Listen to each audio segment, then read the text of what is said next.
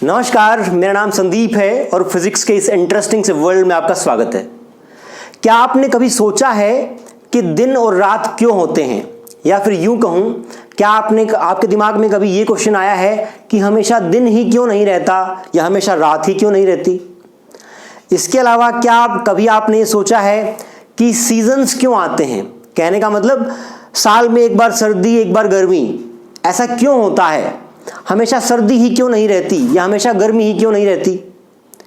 या फिर आपने कभी ये सोचा है कि धरती गोल कैसे है?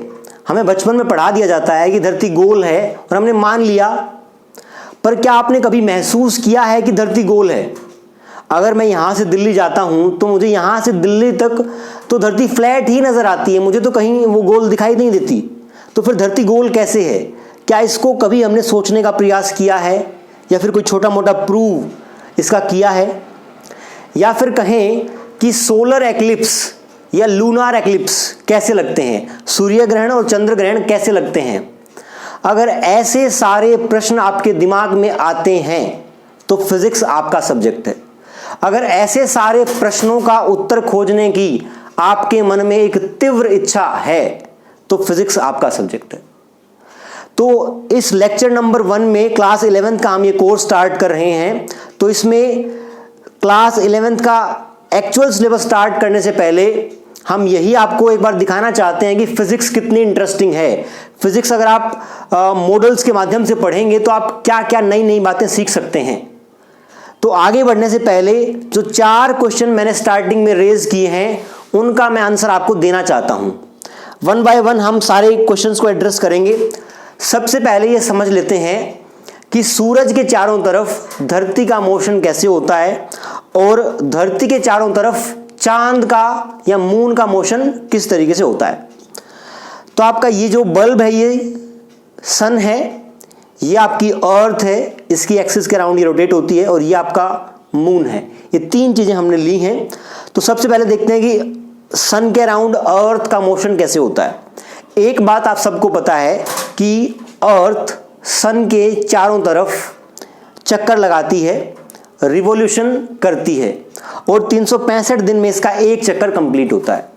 आपको यह भी पता है कि सन के चारों तरफ चक्कर लगाते लगाते अर्थ अपनी एक्सिस पर रोटेट भी करती है,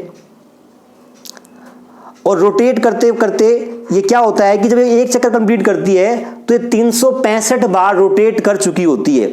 इसीलिए आपका एक साल में 365 दिन और 365 रातें होती हैं। तो ये 2 बातें तो आपको अर्थ के मोशन के बारे में पता है। तीसरी बात शायद सबको पता ना हो, उसमें क्या होता है, अर्थ रिवॉल्व तो करती है, अपनी एक्सिस पे रोटेट भी करती है। तीसरी चीज एक और होती है। इसके लिए आप क्या करेंगे, अर्थ के मोशन को 4 पार्ट्स में डिवाइड कर लीजिए। यहां से यहां तक अर्थ का मोशन फर्स्ट क्वार्टर कहलाएगा, यहां से यहां तक सेकंड क्वार्टर का मोशन है, यहां से यहां तक थर्ड क्वार्टर, और यहां से यहां फोर्थ क्वार्टर। 4 क्वार्टर्स में हमने उसके रोटेशन को, रिवॉल्यूशन को डिवाइड कर लिया है। अब मान लीजिए जब ये इस पोजीशन पर है तो अर्थ की एक्सिस स्ट्रेट है, क्लियर है। जब ये रिवॉल्व करता हुआ अपनी एक्सिस पर रोटेट करता हुआ आगे बढ़ता है और फर्स्ट क्वार्टर जब कंप्लीट करता है तो धीरे धीरे इसकी एक्सिस सूरज की तरफ 23.5 डिग्री झुक जाती है। इस तरीके से आप यहां से देखेंगे तो यहां ऐसे थी और यहां ये झुक गई है। झुका हुआ आपको शायद दिखाई दे रहा है, और अगर नहीं दिखाई दे रहा तो यहां पर ये इस तरीके से झुक गई है सूरज की तरफ। सेकेंड क्वार्टर में क्या होगा, ये इसके चारों तरफ चक्कर काटेगी, अपनी एक्सिस पे रोटेट करेगी, लेकिन इसकी एक्सिस वापस धीरे धीरे सीधी होनी शुरू हो जाएगी और सेकेंड क्वार्टर कंप्लीट करते करते वापस सीधी हो जाएगी। थर्ड क्वार्टर में क्या करेगी, वो चक्कर काटेगी, रोटेट करेगी, और उसकी एक्सिस धीरे धीरे पीछे की तरफ बेंड करना शुरू कर देगी, और जब वो थर्ड क्वार्टर कंप्लीट करेगी तो उसकी एक्सिस सूरज से 23.5 डिग्री 23.5 डिग्री पीछे की तरफ झुक जाएगी। यहां क्या था, आगे की तरफ झुकी थी, यहां पीछे की तरफ झुक गई है। और फिर चौथा क्वार्टर जब वो कंप्लीट करेगी तो इसके चारों तरफ चक्कर काटेगी, रोटेट करेगी अपनी एक्सिस पर, और एक्सिस वापस से सीधी हो जाएगी। तो अर्थ के मोशन के 3 पार्ट हैं, revolution around sun, rotation around it axis and bending of its axis. एक क्वार्टर में 23.5 आगे झुकती है, अगले क्वार्टर में वापस सीधी हो जाती है, अगले क्वार्टर में पीछे की तरफ झुकती है और फिर फोर्थ क्वार्टर में सीधी हो जाती है। ये आपका अर्थ का मोशन है सन के अराउंड। अब देखते हैं मून का मोशन कैसा है। अर्थ जब चक्कर काटती है तो मून उसके चारों तरफ ऐसे चक्कर काटता है, इस तरीके से। मून के मोशन में एक बात आपको ध्यान रखनी है कि जो मून का फेस है, ये फेस है मून का, और मून जब अर्थ के चारों तरफ चक्कर काटता है तो उसका सेम फेस ही हमेशा अर्थ की तरफ रहता है। अर्थ के केस में ऐसा नहीं था। अर्थ जब सन के अराउंड चक्कर काट रही थी तो वो एक चक्कर में 365 बार रोटेट कर गई थी, लेकिन ये एक चक्कर में ये मान लीजिए एक ही रोटेशन किया है, क्योंकि उसका फेस सेम डायरेक्शन में रह रहा है। एक बात तो आपको ये याद रखनी है। दूसरी बात, जो मून हमें दिखाई देता है उसके पीछे रीजन क्या है? उसके पीछे मून की अपनी लाइट नहीं होती। सूरज की लाइट मून पर पड़ती है और मून से रिफ्लेक्ट होकर वो धरती पे आती है, तो धरती पे रिफ्लेक्शन के कारण हमें मून दिखाई देता है। तो इन बातों के साथ अगर हमें ये बेसिक आइडिया है मोशंस का, तो हम इन तीनों चारों सवाल का जवाब बड़ी आसानी से देख सकते हैं। तो आइए अब हमारे सूरज को ऑन कर लेते हैं और अच्छे से समझने के लिए बाकी लाइट्स को ऑफ कर देते हैं। ये लीजिए, पहला क्वेश्चन हमारा क्या है कि दिन और रात कैसे होते हैं। अब देखिए, ये इक्वेटर है जो सेंटर में लाइन बनी हुई है। इंडिया कहाँ है? इंडिया आपका नॉर्दर्न हेमिस्फीयर में कहीं यहाँ पे है, जहाँ पे मेरी उंगली टिकी हुई है, मतलब बोल के ऊपर वाले हाफ में है इंडिया यहाँ पर।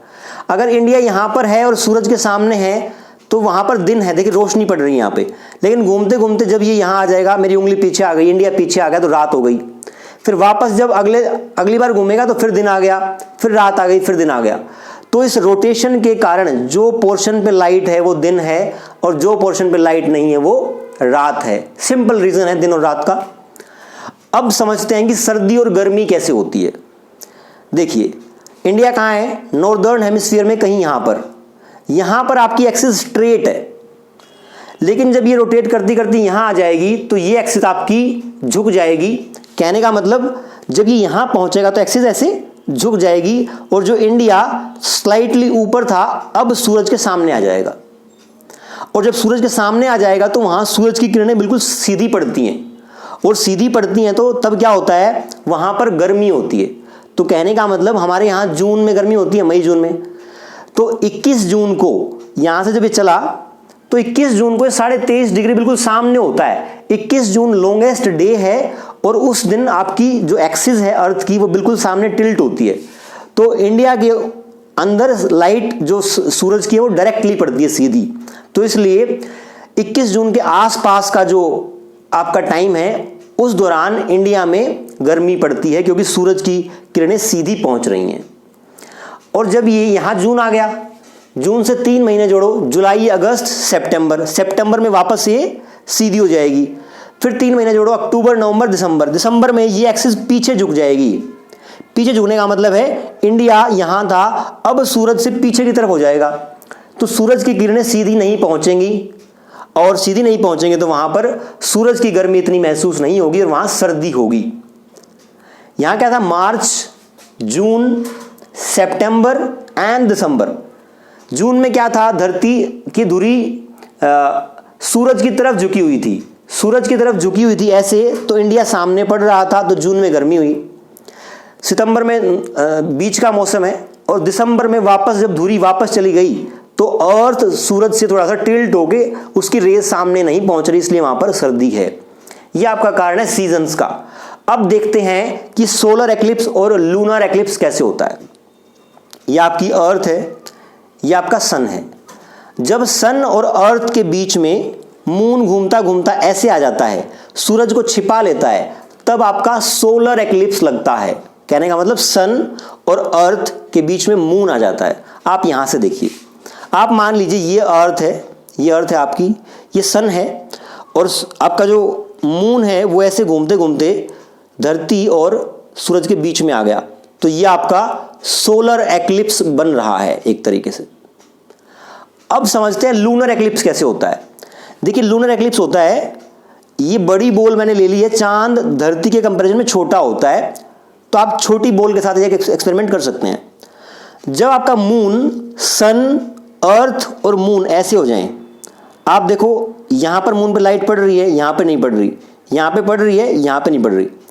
तो जब ऐसा हो जाए, सन, अर्थ और मून एक ही लाइन में आ जाएं और सन की कोई भी लाइट मून पर नहीं पड़ रही, तो रिफ्लेक्ट होकर कोई लाइट अर्थ पर पहुंचेगी ही नहीं, तो इस केस को बोलते हैं लूनार एक्लिप्स।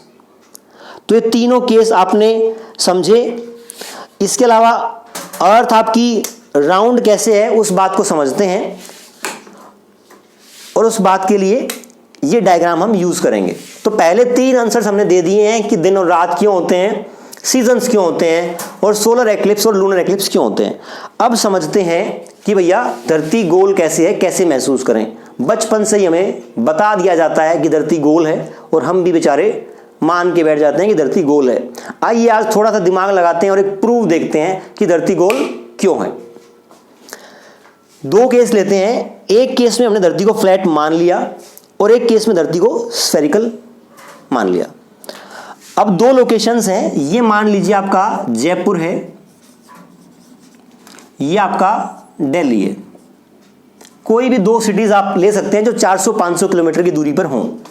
ये आपका जयपुर, ये आपका दिल्ली। अब यहां पर आपको एक एजम्पशन लेना पड़ेगा। देखिए सूरज धरती से बहुत दूर है, तो जब भी कोई लाइट सोर्स बहुत दूर होता है तो उससे आने वाली रेज को आप पैरेलल रेज ट्रीट कर सकते हो। कहने का मतलब जो भी सन रेज आएंगी अर्थ पर वो पैरेलल पड़ेंगी। अब अगर धरती फ्लैट होती, यहां पर मान लीजिए जयपुर में हमने 1 मीटर की स्टिक को धरती में गाड़ दिया है, दिल्ली में भी 1 मीटर की स्टिक को गाड़ दिया है। अब चूंकि सन रेज तो पैरेलल हैं, जो इस स्टिक पर ये रेज पड़ेंगे जिस एंगल पर, उसी एंगल पे दिल्ली में भी पड़ेंगी, उसी में जयपुर में भी पड़ेंगी। तो यहां से जो शेडो बनेगा, उन शेडोज की लेंथ बराबर होनी चाहिए यदि धरती फ्लैट है। अगर धरती फ्लैट नहीं है तो क्या होगा, रेज तो आपकी पैरेलल ही है ना, पर अगर धरती यहां थोड़ी सी टिल्ट हो गई दिल्ली के पास, तो यहां पर ये इसका हॉरिजॉन्टल होगा और आपकी स्टिक ऐसे गड़ेगी। ये दोनों रेज पैरेलल है। ये रेज अगर आपको डायग्राम में नहीं दिख रही हैं तो आप बना लीजिए, दोनों पैरेलल हैं। अगर पैरेलल हैं तो यहां पर जो आपकी शेडो की लेंथ बनेगी और जो यहां बनेगी वो इक्वल नहीं बनेगी। क्लियर है? अगर इक्वल नहीं बनी शेडो की लेंथ तो इसका मतलब धरती फ्लैट नहीं है, अगर इक्वल बनी तो इसका मतलब धरती फ्लैट है। ये एक्सपेरिमेंट आप भी कर सकते हैं, और इसमें ऐसा करिए कि आपकी सिटीज बहुत नज़दीक नहीं होनी चाहिए। आप या कहो, ऐसे कहोगी, आप अपने ही घर के आंगन में 2 स्टिक लगा दी हैं और 10 मीटर के फासले पे आप कहोगी इनकी तो शेडो की लेंथ हमेशा सेम रहती है, इसका मतलब फ्लैट है। लेकिन बहुत छोटे डिस्टेंस में आपकी धरती फ्लैट ही नजर आएगी। लेकिन आप जब 400-500 किलोमीटर की दूरी पर देखोगे तो धरती हल्का सा कर्व कर जाएगी। तो एक्सपेरिमेंटली ये पाया गया कि जयपुर में और दिल्ली में जो आपकी लेंथ है शेडो की वो बराबर नहीं होती। ये प्रूव करता है कि आपकी अर्थ स्फेरिकल है, राउंड है। या फिर आप इसको ऐसे भी मान सकते हो, अगर एग्जैक्ट कैलकुलेशन करना चाहो तो जयपुर दिल्ली की अगर आपको दूरी एग्जैक्टली पता है ना, अगर दूरी एग्जैक्टली पता है तो, और आप उसको अगर राउंड मान रहे हो, धरती का रेडियस आपको पता है, तो आप ये भी पता लग जाएगा कि कितने एंगल से वो धरती झुक गई है वहां पर। तो आप एग्जैक्ट शेडो का लेंथ प्रिडिक्ट कर सकते हो और उसको एक्सपेरिमेंटली कंफर्म भी कर सकते हो। तो इस तरीके से इस लेक्चर के स्टार्टिंग में हमने जो 4 क्वेश्चंस रेज किए थे उनका आंसर हमने सेटिस्फैक्टरली दे दिया। अगर आप इसी तरीके से मॉडल्स के माध्यम से फिजिक्स को पढ़ते हैं तो physics will be a cake walk for you. चाहे फिर वो बोर्ड्स हो, IIT JEE हो, नीट हो, NDA, नेवी, एयरफोर्स, कोई भी एग्जाम जो आप टारगेट कर रहे हैं, अगर आप फिजिक्स को समझ के सीखते हैं, रटते नहीं हैं, याद नहीं करते हैं, तो definitely physics can be a game changer for you. और हम इस पूरी लेक्चर सीरीज में जो हम बनाने जा रहे हैं क्लास 11th के लिए, उसमें मॉडल्स के माध्यम से आपको पढ़ाई करवाएंगे। अगर आपको हमारा कंटेंट पसंद आता है तो आप लगातार हमसे जुड़े रहिए। हम बहुत फ्रिक्वेंटली आपकी वीडियोस अपलोड करते रहेंगे और आपके एकेडमिक सेक्शन के अंदर अंदर ही सारी वीडियोस को कंप्लीट करेंगे। और यदि आपको डाउट्स आते हैं तो कमेंट सेक्शन में तो आप हमसे पूछ ही सकते हैं। और अगर आप हमसे पर्सनलाइज्ड कांटेक्ट करना चाहते हैं तो आप हमारा व्हाट्सएप नंबर नोट कर लीजिए 8512051587। आप हमारे इस पर्सनल नंबर पर व्हाट्सएप मैसेज करके अपना रजिस्ट्रेशन करा सकते हैं और हमसे जुड़ सकते हैं। आपके डाउट्स को हम जल्दी से जल्दी रिजोल्व करने का प्रयास करेंगे। तो हम स्टार्ट करने जा रहे हैं क्लास 11th फिजिक्स का चैप्टर नंबर 1, जिसका नाम है फिजिकल वर्ल्ड। देखिए, एक्चुअल जो कंटेंट है आपका फिजिक्स का क्लास 11th का, वो चैप्टर नंबर 2 से स्टार्ट होता है। चैप्टर नंबर 1 में आपको एक ओवरव्यू दिया जाता है कि फिजिक्स सब्जेक्ट में आप क्या सीखेंगे, फिजिक्स सब्जेक्ट आपके लिए कैसे इंटरेस्टिंग होने वाला है। ये सब बातें हम फर्स्ट चैप्टर में सीखते हैं। तो आज के ही लेक्चर में हम वो पूरा ओवरव्यू कंप्लीट कर लेंगे और नेक्स्ट जो आपका लेक्चर होगा या वीडियो होगी उसमें हम चैप्टर नंबर 2 स्टार्ट करेंगे। तो देखते हैं कि लेक्चर नंबर 1 में बेसिक चीजें क्या बताई गई हैं। सबसे पहले कहा गया है कि व्हाट इज फिजिक्स, फिजिक्स क्या है। सबसे पहला सवाल आपका आता है जब हम फिजिक्स पढ़ते हैं तो what is physics.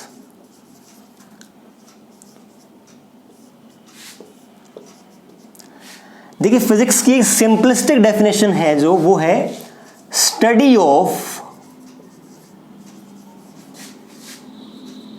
Natural phenomena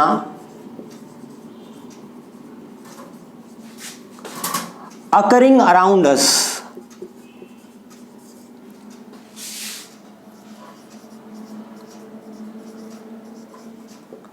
हमारे चारों तरफ जो प्राकृतिक घटनाएं घट रही हैं उनकी स्टडी को ही फिजिक्स कहते हैं। जैसे कि जो 4 एग्जाम्पल हमने अभी डिस्कस किए, कौन से कि दिन और रात कैसे होते हैं, डे एंड नाइट कैसे होते हैं, सीजन्स कैसे बनते हैं,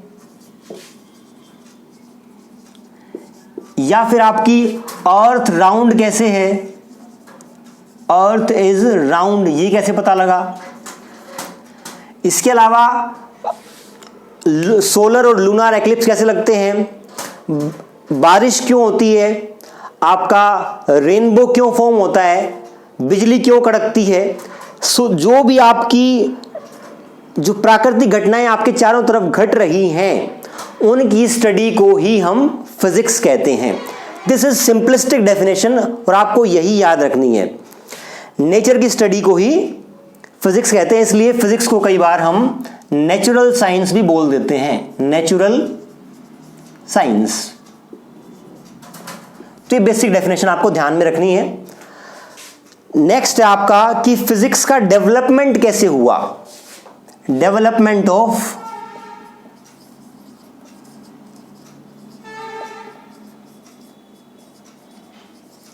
फिजिक्स। देखिए, इसके लिए हम एक एनालॉजी कंसीडर कर रहे हैं। फॉर एग्जाम्पल, आपने एक चेस बोर्ड कंसीडर कर लिया। यहां पर मैंने कम ब्लॉक बनाया, आप कंप्लीट ब्लॉक बना सकते हैं। आपके 2 दोस्त हैं, राहुल है और मोहन है। दोनों चेस खेल रहे हैं और आपको चेस का बिल्कुल भी आइडिया नहीं है, ABCD भी नहीं पता है। जब ये अपनी चालें चल रहे हैं, मान लीजिए इनके पास घोड़ा है, घोड़े ने 2.5 कदम चला, 1 2 2.5, तो आप साइड में बैठे नोट डाउन कर रहे हैं कि अरे घोड़ा है ना, ये 2.5 कदम चलता है, आपने नोट डाउन कर लिया। फिर आपने देखा कि जो वजीर है वो डायगोनली चलता है, इस तरीके से आपने वजीर की भी मूवमेंट नोट कर ली। फिर आपने देखा क्वीन कैसे चलती है, क्वीन भैया इस साइड भी चल सकती है, यहाँ भी डायगोनल भी, कैसे भी चल सकती है, तो क्वीन की मूवमेंट भी आपने नोट कर ली। आपने हाथी की भी कर ली और किंग की भी कर ली, प्यादे की भी कर ली।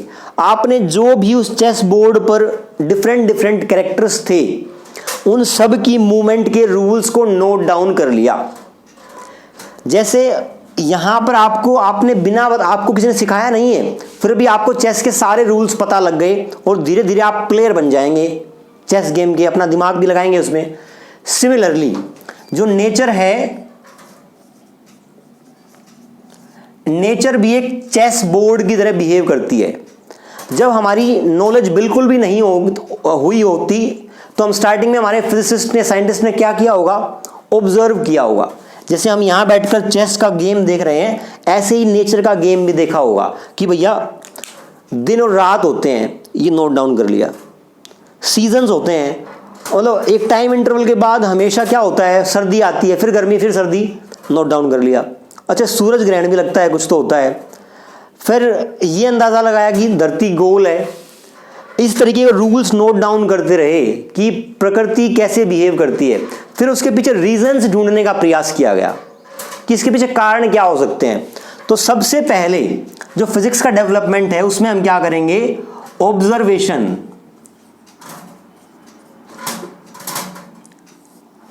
ऑब्जर्वेशन करते हैं कि क्या चीज है। ऑब्जर्वेशन के बाद आप थोड़े बहुत एक्सपेरिमेंट भी करते हैं।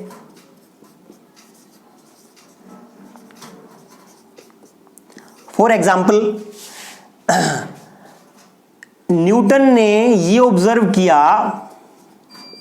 कि भैया एक पेड़ से जब भी कोई सेब गिरेगा वो नीचे की तरफ आएगा। ये क्या थी, ऑब्जर्वेशन थी। फिर न्यूटन के अलावा एक साइंटिस्ट थे, गैलीलियो। गैलीलियो हालांकि न्यूटन से पहले के थे।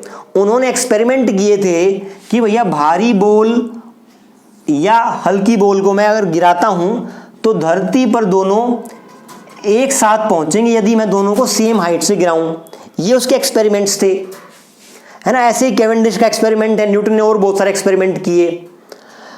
तो ऑब्जर्व किया, फिर एक्सपेरिमेंट किया। ऑब्जर्वेशन और एक्सपेरिमेंट से ये महसूस कर लिया गया कि भैया कोई भी दो मासेस अगर हैं तो वो आपस में अट्रैक्ट करेंगे। ये बात तय हो गई ऑब्जर्वेशन से और एक्सपेरिमेंट से। अब ये बात तय होने के बाद हमें एक फॉर्मूला बनाना पड़ेगा।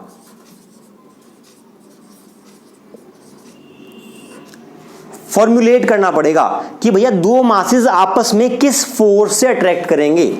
तो वो फॉर्मूला न्यूटन ने बताया। वो फॉर्मूला होता है force equal to G m1m2/r²। ठीक है, तो पहले हम ऑब्जर्व करते हैं नेचर को, एक्सपेरिमेंट करते हैं, फिर नेचर का जो स्वभाव है उसको एक कितने ब्यूटीफुल मैथमेटिकल एक्सप्रेशन में हमने बांध दिया। ठीक है, तो इस तरीके से फिजिक्स का डेवलपमेंट होता है। देखिए, फिजिक्स की एक ब्यूटी और है। आगे चल के हम न्यूटन के 3 लॉज पढ़ेंगे, 3 लॉज। आपके अराउंड जितने भी मोशन हो रहे हैं, जितने पार्टिकल्स के, गाड़ी का, कार का, बाइक का, हवा का चलना, सबके सब मोशंस को न्यूटन के 3 सिद्धांतों को यूज करके हम एक्सप्लेन कर सकते हैं और प्रिडिक्ट भी कर सकते हैं। कितनी शानदार बात है कि सिर्फ 3 आपके लॉज हैं और उन लॉज के अनुसार सारा ब्रह्मांड चलता है। कितनी ब्यूटी है। तो ये हमें किसने बताया, न्यूटन ने बताया। तो इस तरीके से फिजिक्स का डेवलपमेंट होता है। ये तो सिर्फ हमने ग्रेविटेशन की बात करी।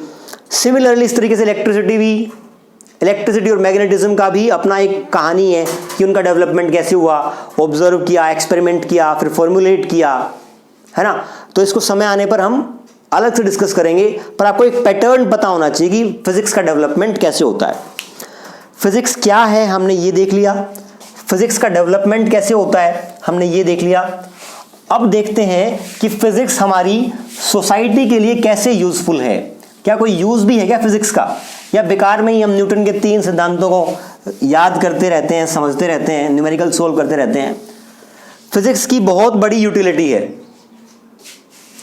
क्या आपको पता है अर्थ के सराउंडिंग में जो सैटेलाइट्स मूव करते हैं, अगर हमें ग्रेविटेशनल लॉ नहीं पता होता, फोर्स इक्वल टू Gm1m2/r², तो सैटेलाइट्स का तो कॉन्सेप्ट आ ही नहीं सकता था। तो ये वाली फिजिक्स सैटेलाइट बनाने के काम आई, सैटेलाइट क्या काम आई? सैटेलाइट आपकी वेदर फोरकास्टिंग में,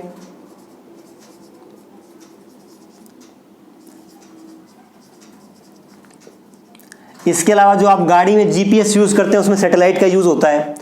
आपको कहीं जाना है, इतनी आसानी से हम मोबाइल ऑन करके किसी भी अननोन डेस्टिनेशन पर पहुंच जाते हैं। कैसे? सैटेलाइट ने बताया। सैटेलाइट कैसे आया? न्यूटन के इस फॉर्मूले के कारण। तो इस तरीके से हमारा ये फिजिक्स सैटेलाइट बनाने में यूजफुल है। इसके अलावा इलेक्ट्रिसिटी की आप बात कीजिए। इलेक्ट्रिसिटी में एडिसन ने पहले बल्ब बनाया, है ना, बाद में बहुत सारे फिजिसिस्ट ने कंट्रीब्यूट किया। ओम रिलेशन आया, I=V/R। ऑब्जर्व किया होगा कि ऐसी कुछ लाइट होती है, उसके बाद ये फॉर्मुलेट किया गया, है ना, ऑब्जर्व, एक्सपेरिमेंट, फॉर्मुलेट। ये 3 स्टेप आपके बेसिक हैं फिजिक्स में। इलेक्ट्रिसिटी के कारण ही जो ये हम कमरे में लाइट है, किसके कारण है? फिजिक्स के कारण। पंखा चल रहा है, फिजिक्स के कारण है। सब फिजिक्स के कारण है। इलेक्ट्रिसिटी की हमने बात कर ली। इंटरनेट में फिजिक्स का क्या यूज है? देखिए, पहले हम कहते थे कि आदमी की जो बेसिक नीड्स हैं वो रोटी, कपड़ा और मकान है। आज के दिन में हम कहते हैं कि भैया इंसान की बेसिक नीड्स बदल गई हैं, रोटी, कपड़ा, मकान और इंटरनेट है। इंटरनेट है कि 1 सप्ताह के लिए बंद हो जाए तो हमारा जीना मुश्किल हो जाए। किसने दिया ये इंटरनेट? फिजिक्स ने। कैसे? देखिए, जब आप इंटरनेट कहें या कम्युनिकेशन कहें या आपका टेलीफोन भी कह सकते हैं आप, है ना, तो हम एग्जाम्पल टेलीफोन का ले लेते हैं एक बार। फॉर एग्जाम्पल, अगर आप का ये मोबाइल फोन है, आपने कुछ बोला मुंह से, sound waves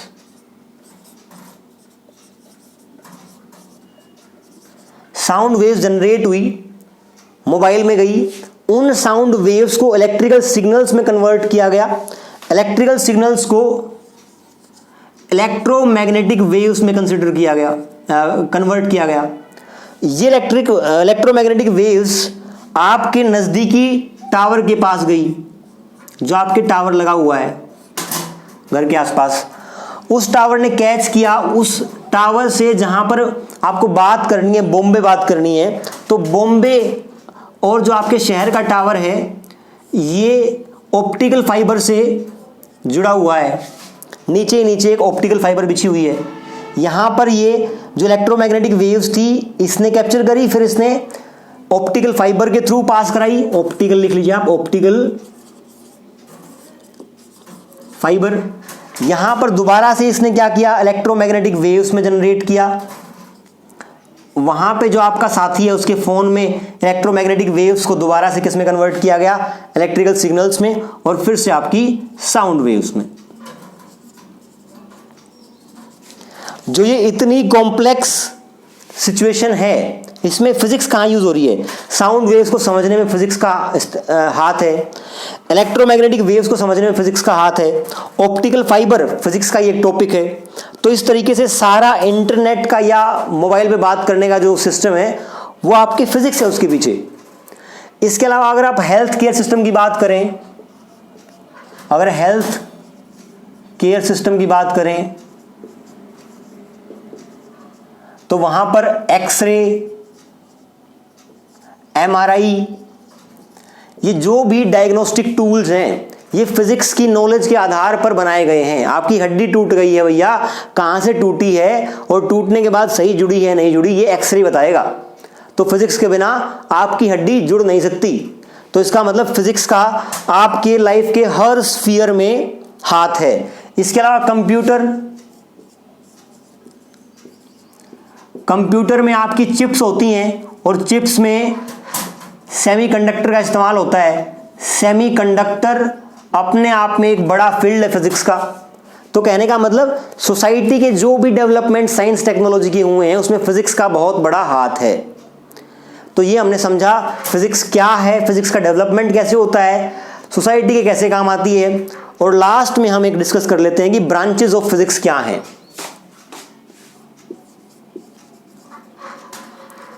branches of physics. देखिए, फिजिक्स को हम 2 ब्रांचेस में ब्रॉड कैटेगरी में कैटेगराइज करते हैं। First is macro level, macro world. Another is micro world. Macro world वो है जो हमें नेकेड आई से दिखता है। कोई बाइक चल रहा है, कोई क्रिकेट खेल रहा है, बॉल का मोशन है ना, या फिर मून अर्थ के चारों तरफ चक्कर काट रहा है, ये सारे मैक्रो वर्ल्ड में आते हैं। लेकिन अगर हम एटॉमिक लेवल पे बात करें, एटम्स, इलेक्ट्रॉन्स, प्रोटॉन, न्यूट्रॉन्स, उनकी स्टडी हम माइक्रो लेवल पे करते हैं।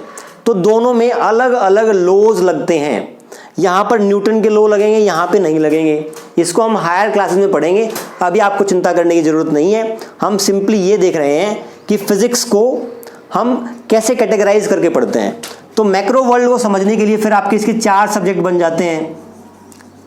क्लासिकल फिजिक्स बन जाती है, आपकी ऑप्टिक्स बन जाती है, इलेक्ट्रिसिटी एंड मैग्नेटिज्म,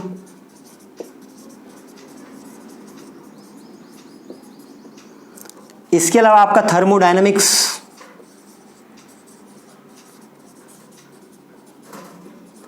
और जो माइक्रो वर्ल्ड है उसके लिए फिर अलग से ब्रांच बनती है क्वांटम फिजिक्स। इसके अलावा आपकी एटॉमिक, मॉलिक्यूलर फिजिक्स बनती है, आपकी न्यूक्लियर फिजिक्स बनती है, और इसके अलावा सॉलिड स्टेट और इलेक्ट्रॉनिक्स को भी आप इसमें रख सकते हैं। तो इस तरीके से मोटी मोटी फिजिक्स की ये ब्रांच है। क्लास 11th में हम जनरली क्लासिकल मैकेनिक्स पर ही कंसंट्रेट करते हैं। क्लियर है? तो इन ब्रांचेस को देख के आपको घबराना नहीं है, ना ही चिंता करनी है। ये तो एक ब्रॉड ओवरव्यू हमें फर्स्ट चैप्टर में देना था, इसलिए इनको बताया गया है। तो कुल मिला के फर्स्ट चैप्टर में हमने क्या क्या देखा, फिजिक्स क्या होती है, नेचर में घटने वाली घटनाओं की स्टडी को भी फिजिक्स कहते हैं। फिजिक्स का डेवलपमेंट कैसे हुआ, पहले हमने ऑब्जर्व किया। नेचर एक चेस बोर्ड की तरह है, चेस का गेम चल रहा था, हम ऑब्जर्व कर रहे थे कि नेचर की चालें कैसी हैं, उनको हमने नोट डाउन कर लिया, उनको फिर एक्सप्लेन, रीजनिंग देने का काम किया, फिर हमने कुछ फॉर्मूलाज डेवलप किए। तो इस तरीके से फिजिक्स का डेवलपमेंट हुआ। इसके अलावा हम देखें कि फिजिक्स का सोसाइटी में क्या रोल है, क्या हेल्प करी है। तो हमारे चारों तरफ जो भी साइंस के, टेक्नोलॉजी के डेवलपमेंट हुए हैं, उसमें कहीं ना कहीं थोड़ा कम हर जगह फिजिक्स का रोल आता है। तो आपके फर्स्ट चैप्टर में यही ओवरव्यू दिया गया है। तो इस तरीके से हमने फर्स्ट चैप्टर का कंप्लीट कर लिया है, जो भी कंटेंट था। अगर आप एक बार रीडिंग लीजिए एनसीईआरटी की, अगर आपको लगता है कि कोई टॉपिक छूट गया है तो वी स्टिल कैन डिस्कस। आपको कोई डाउट्स आते हैं तो आप हमें कमेंट सेक्शन में बताइए। अगर फिर भी वहां से आप सेटिस्फाई नहीं है तो आप हमारे पर्सनल नंबर पर हमसे कांटेक्ट करके पर्सनलाइज्ड गाइडेंस भी ले सकते हैं। अगर आपको हमारा कंटेंट अच्छा लग रहा है तो आप अगले वीडियोस के लिए वेट कीजिए। आपका जैसा रिस्पॉन्स रहेगा, आप हमें कमेंट करके बताएंगे, डाउट पूछेंगे, तो हम भी मोटिवेट रहेंगे और ज़्यादा वीडियोस बनाने के लिए। And we will try our best to teach you physics in best possible way. तो इसी प्रॉमिस के साथ कि हम इस पूरी लेक्चर सीरीज में आपको कंप्लीट सिलेबस प्रोवाइड करेंगे, आप हमारे साथ जुड़े रहिए। आज के लेक्चर में इतना ही। अगले लेक्चर में हम चैप्टर नंबर 2 स्टार्ट करेंगे। तब तक के लिए थैंक यू वेरी मच।